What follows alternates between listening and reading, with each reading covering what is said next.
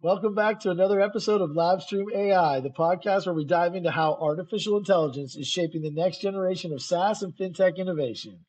I'm here host, Mayrak Hamza. Today's guest is someone who truly embodies the blend of operational excellence and forward-thinking strategy. With over 17 years experience in the SaaS space, Elisabeth Bykoff has been a powerhouse when it comes to end-to-end SaaS platforms designed to accelerate startups to profitable growth. And that's just scratching the surface. Elisabeth is a seasoned investor and advisor of numerous ventures in the fintech, AI, SaaS sectors.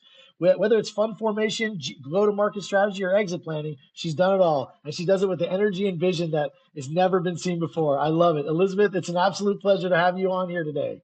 Appreciate it. Thanks for having me, Merak. Yeah, why don't you tell us a little about your background, what you're working on, why this topic means so much to you? Sure, yeah. So I think, we were talking right before this, right? So French, born and raised, don't hold that against me. I've been here almost 21 years and background aerospace engineering turned into business. I actually started my career at PwC for 10 years, had a chance to build the US Salesforce practice for them, took it to 200 million globally, and then exited myself literally from the business. And then I really liked the building part, so I ended up going into the pre-IPO world back in 2017 in the Bay Area. And then from there, from late stage, pre-IPO, about to go up, come help us clean up house, to getting acquired by Thoma Bravo, which is a big PE firm, all the way to pre-product, pre-revenue, helping startups. And like you mentioned, I just really dived with both feet, both hands, you name it, full head into this. And as an operator, obviously, but then, hey, what is this angel investment? And so let's do a couple of those, and then coaching startup founders. And then eventually, I guess it was my time to become a founder. Wow. So you've worked and advised a wide range of startups. What inspired you to start Boxy? Well, at the end of 22, ChatGPT came out, and I thought if I had to build a B2B sales process for another startup, I'm shooting myself in the head. There had to be a better way to help startup founders from an operations perspective, right? I can't help you build or sell, but at least can I help you with all the quote unquote crap we don't want to do as founders?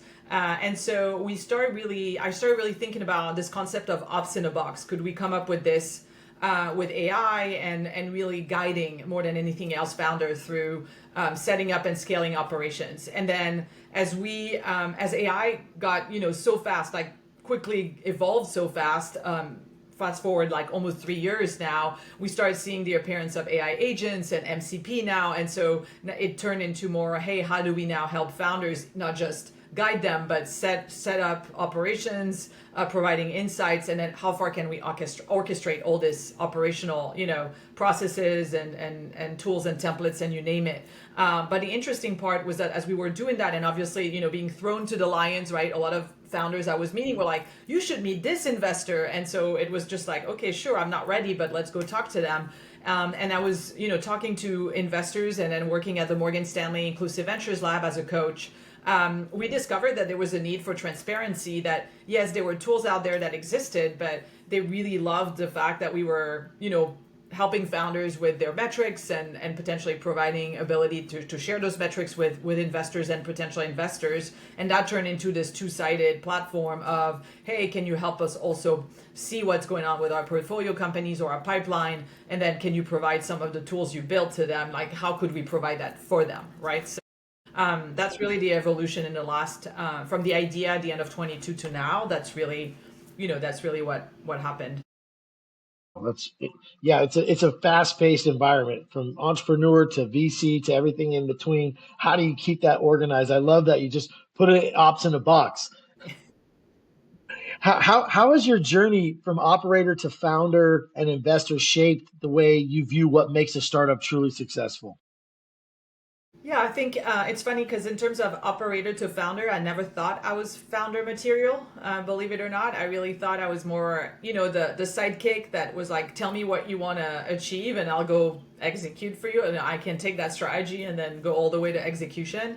And then very transparently, I've had a chance to work with a wide variety of founders, right? Like from that ended up, almost going IPO to very early stage. And I thought, you know what? Some of them were not always very nice with their people. I'm not gonna lie, right? And so, it takes certain characters to personalities to be founder. And I thought, hey, you know what? I think I want to prove a bit that you don't have to be an a-hole to be a founder. and again, not all founders are a-holes. That's not what I'm saying. But, just, hey, could we create a new generation of founders that are, maybe a bit different? Maybe the business model is a bit different. The growth is a bit different. Like the way you bring people and you treat people is a bit different. And so, yes, it's still a hustle. Yes, you still have to hit your numbers. But it was a bit of a challenge for me also to myself to be like, hey, are you really just an operator? Can you really found a company? And then can you be a different type of founder? So that's just really how it changed for me. And then in terms of what truly makes, that angel investment kind of experience and operator experience, I think it's, what really makes a startup successful is at the end of the day, yes, it's part of it is the people, right? The co-founding team and the team around them, right? Because yes, there is a lot of talk about solo entrepreneurship now with AI, like who is going to build the first $1 billion company on his own, right? Or her own, right? But at the end of the day, I do believe you still need at least a micro team, let's call it, around you, right? I don't think one person will be able to do it. But again, I'm sure I could be challenged or I could be proven wrong. But it's also, the type of business you're trying to build, right? I think, we've seen really great businesses shutting down because they couldn't raise. We've seen really bad businesses raising when they shouldn't. And so, at the end of the day, when you look at the journeys and what's been going on, I think it's how do we emulate the best of all those worlds, right? The founders that were able to raise even on a really bad idea, or the founders that had a really great idea but not that, and take the best of all those founders and bring it together. And then that's what I've been really looking for every even startups I coach or I invest in.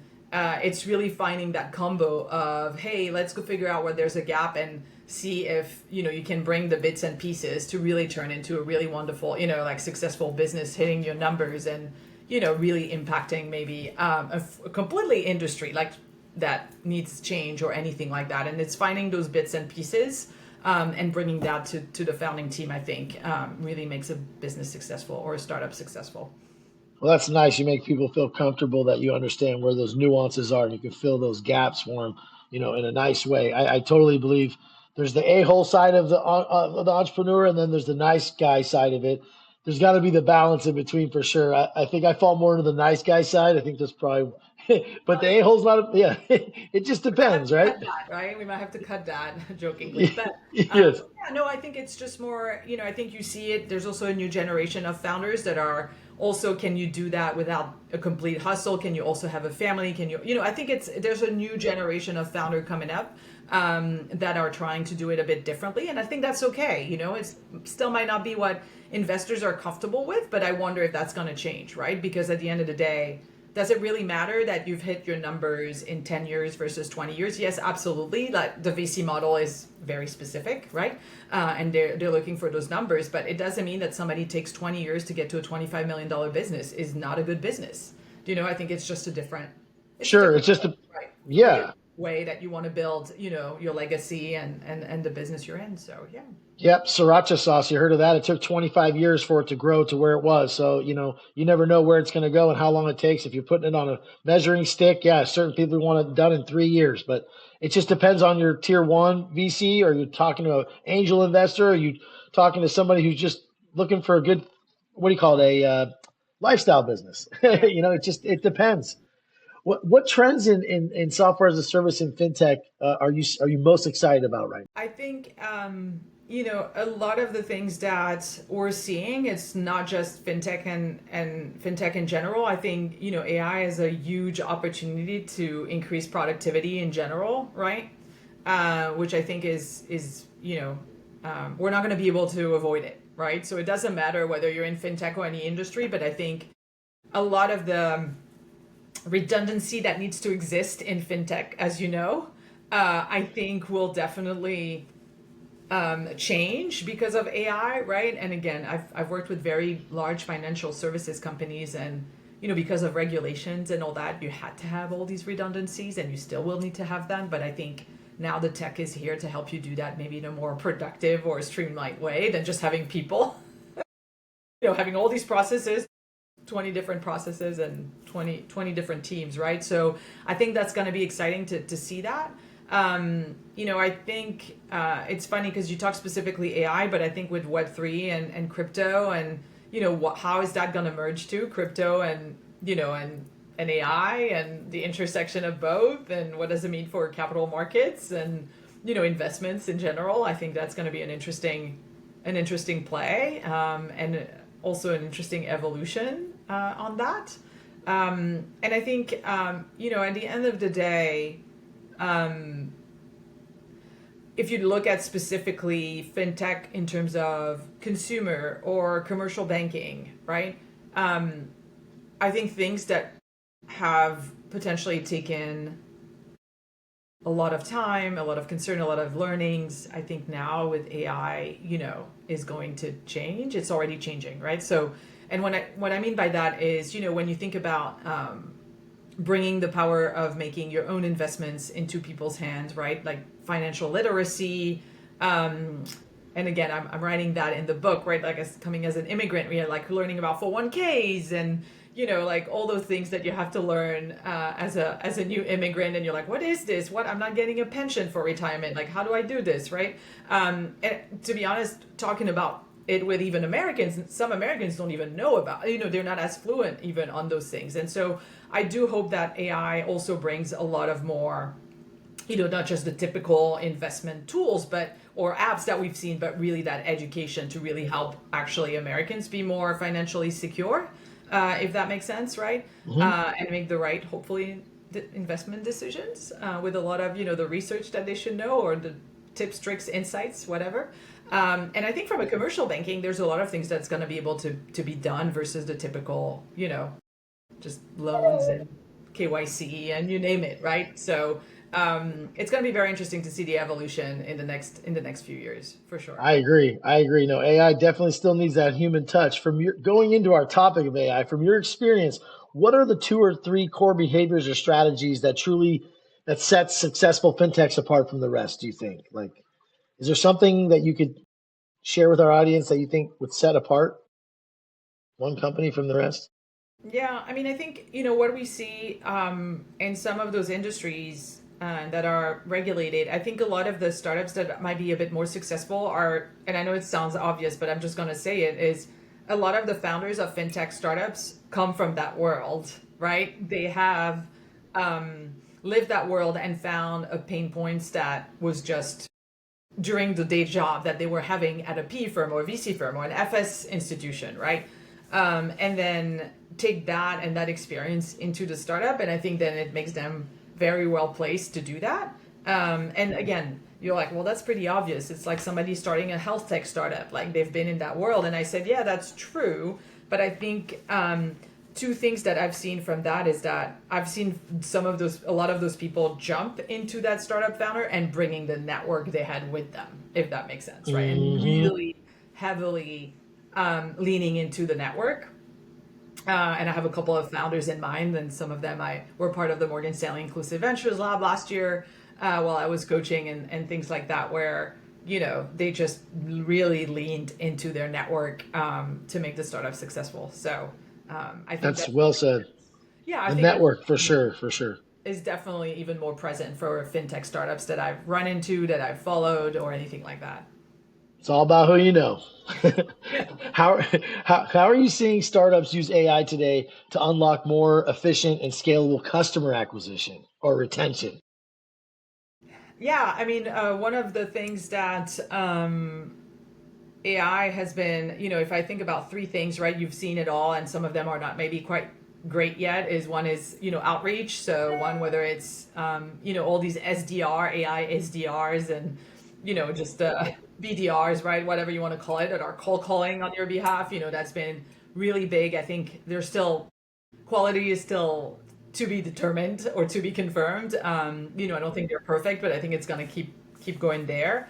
I think the second piece is the cold outreach in general, which is actually a double-edged sword, right? Like you can really get to a cold outreach that's more productive and efficient than it used to be. However, your success of email opening is lower now because we're all being bombarded with so many more emails because of AI and, and the Apollos of the world and, outreach, whatever, .ai and all the things. So it's almost like wow, we're way more, it's easier to do cold outreach, but at the same time, the opening rate is lower because we're all so sick of it, I guess. Yeah. Yeah. So the one we're focusing on is social listening. So I call it warm outreach, which is really putting, using certain tools to really just, you're kind of scanning Reddit or X or LinkedIn and looking for people that are or deciding to follow you or commenting on your post or talking about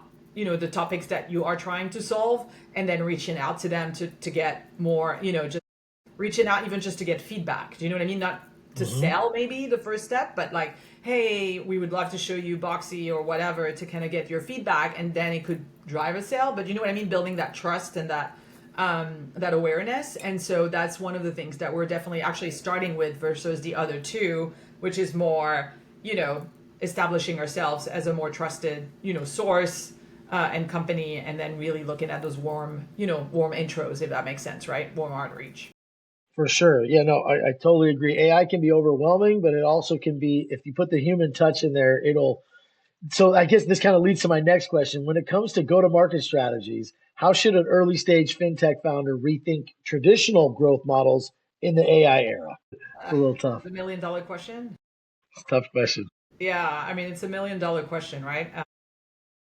I mean, again, it depends what you're building, right? So are you building for consumer? Are you building for prosumer? That's a new one, right? Which is the solo entrepreneur. Or are you building for B2B, right? I think that's a very different, very different strategies. I think at the end of the day, it's, I don't know how to say that, but I think a lot of us, especially in the B2B space, would have been like, hey, we need people, let's go to sales led, like let's grow the team for this. I don't think you have to do that as much anymore from a go-to-market strategy, at least at the beginning, because it costs you so much money. Now AI can really help you do that. So, in terms of at least B2B, I'm not going to say B2C, but, I would highly recommend, like I said, social listening and warm outreach, but also partnerships.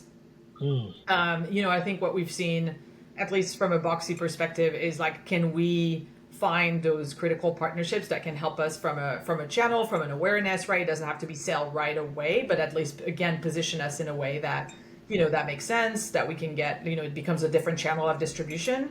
And that's something that's, maybe not always the first thing you do or you used to do as an early stage startups, but it's starting to be, to become a bit more pulling it forward. Do you know what I mean? Yeah. Just because it's lower cost. It's work, but it's lower cost of acquisition. Yeah, I like the soft sell, the soft approach of just, kind of hands free. Hey, look at this, what we're doing. What are you doing? So Boxy positions itself as an end-to-end platform for profitable growth. How does AI play a role in that mission? And what lessons can other founders draw from them? Yeah, I mean, from a platform perspective, the goal and the vision for startup founders or any founder is to really become your, agentic chief operating officer, right? Your first operational hire that you have that guides you, and hey, don't forget to file your taxes, and you name it, whatever it is, right? And then really give you insights on your data, how's the business going, and where to focus on, right? So that's really the focus there. So from that, we have. Or we're building agents, almost like think about them as multi-AI agent crews, like one for finance, one for HR. Like that's really the goal, is to have those little crews really there to help you and guide you. So it's almost like you're checking your emails, you have your coffee, you're checking your emails, your calendar, and then you're checking Boxy, like should I be focused on today? What are my metrics? What's the red flag kind of thing? Or is there a red flag? Am I on track or anything like that? That's really the goal behind this, or that we have for startup founders. But right now, obviously, we can't start with everything. So we're starting on fundraising operations, right? Mirac, and then how to bring investors to the table or accelerators, you name it. Like, so anybody that can fund you in some ways, right? Grants or anything like that. So that's how we're using AI there. Obviously, from an investor and ecosystem partner, we're more using AI in terms of productivity. So due diligence research, like signals, how is this startup doing or founder doing, are they hitting the numbers we want, all that kind of stuff. And then we're applying that to ourselves. So, what we're doing really from an AI perspective internally too is obviously Boxy on Boxy, that's number one, but it's also how can we multiply the small team we have to do 2 or 3x more just with AI, right? So the obvious one is development, and you're like, yeah, let's go use Cursor, V0 from Vercel, all those things. But there's a lot of things that we can do in terms of business in general that AI can help, and it doesn't have to be, just buying a tool, right? It can be just how do you apply that to yourself on a day-to-day basis. But we are still buying and trying a lot of tools because we want to be able to recommend that to our customers.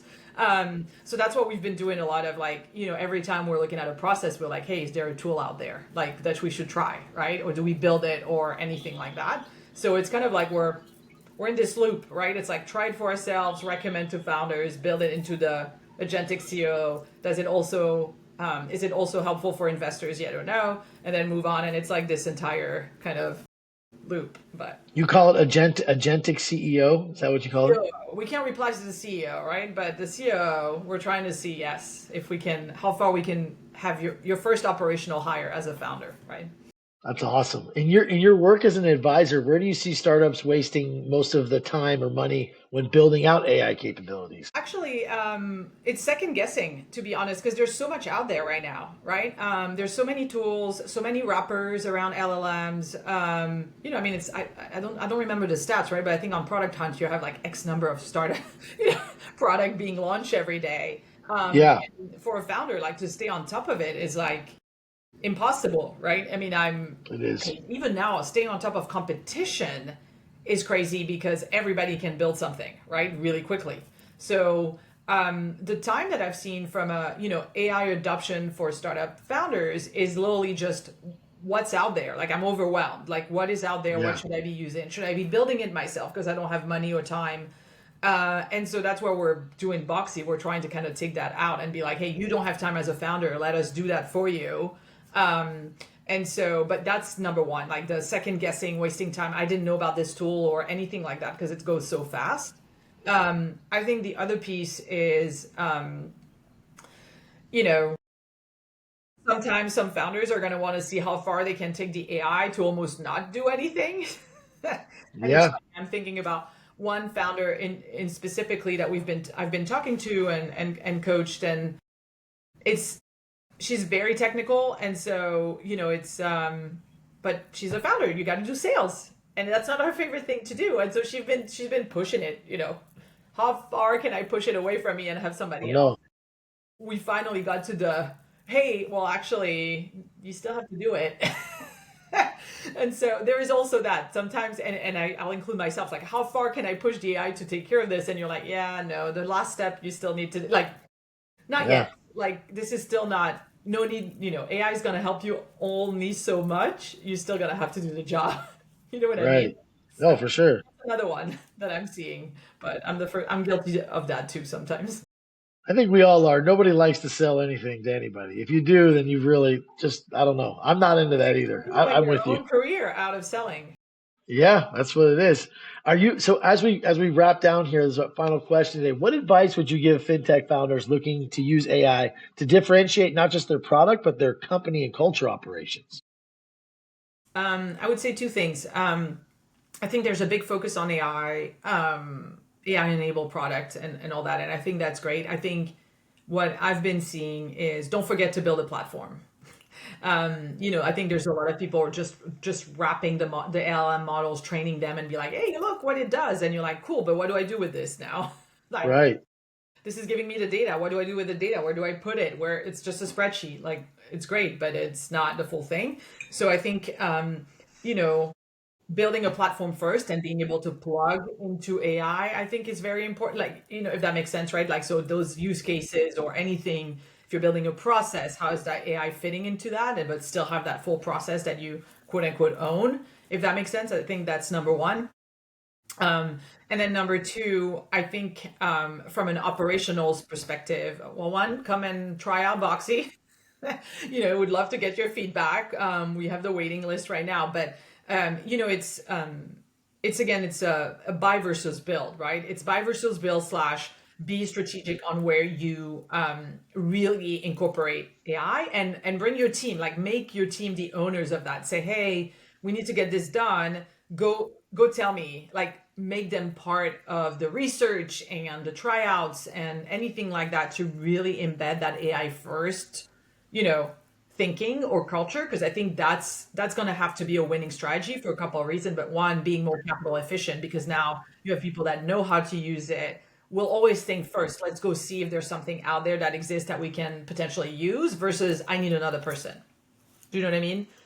Absolutely. Absolutely. And that helps them also just from a training, right? I mean, we're some of the oldies, right? You talk to the high schooler, and I have a couple of high school interns, right? And they're like, chat, right? Chat is their best friend. They're going to start there, right? You see these deliverables come, and you're like, oh, you've done that on Chat GPT. Like, I know you. Yeah.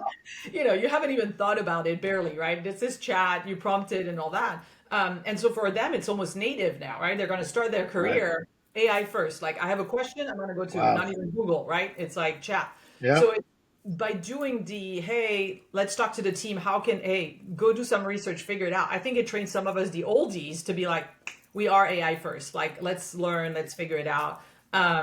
Which then I think is a winning combo between the young talent coming into the company potentially and you, right? Like, and some of us that are a bit more white hair and wiser, right?